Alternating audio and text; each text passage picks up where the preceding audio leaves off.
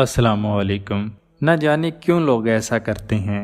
इस बात को जानते हुए भी ये खबर गलत है, फिर भी उस खबर को बहुत ज़्यादा शेयर करते हैं, और वो भी उस खबर की तहकीक किए बगैर ऐसा करते हैं। अभी सोशल मीडिया पर एक खबर शेयर की जा रही है और उस वीडियो के साथ इस बात का भी जिक्र किया गया है कि सऊदी हुकूमत ने यहूदियों को खुश करने के लिए यहूदियों को बैतुल्लाह का हज और उम्रा करने की इजाज़त दे दी है।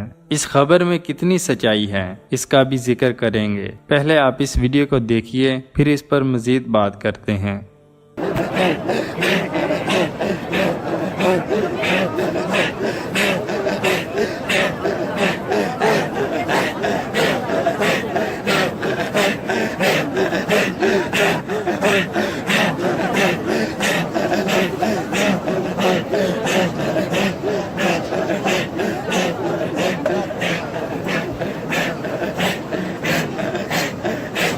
इस वीडियो में आपने देखा कि कुछ लोग हैं जो एक मखसूस आवाज़ निकाल रहे हैं।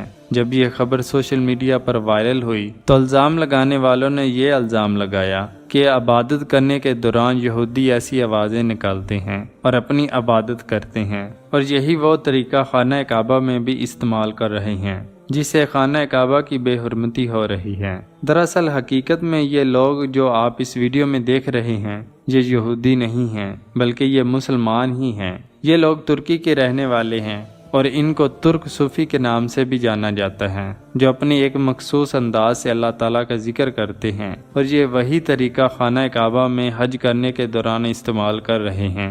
इस तरह के सूफी पूरी दुनिया में मौजूद हैं, यहाँ तक कि ये सूफी पाकिस्तान में भी रहते हैं, जो अपनी एक मखसूस अंदाज से अल्लाह ताला का जिक्र करते हैं। असल में इस वीडियो की हकीकत ये है, लेकिन कुछ लोग ऐसे हैं जो इसको कुछ और ही रंग देकर सामने ला रहे हैं। इसके अलावा हज या उम्रा करने के क्या आदाब होते हैं, इस बात का इल्म हजूर पाक सल्लल्लाहु अलैहि वसल्लम ने आज से 1400 साल पहले ही बतला दिया है।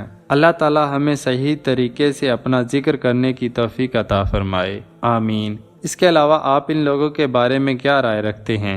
अपनी कीमती राय का इजहार कमेंट बॉक्स में लाजमी करें।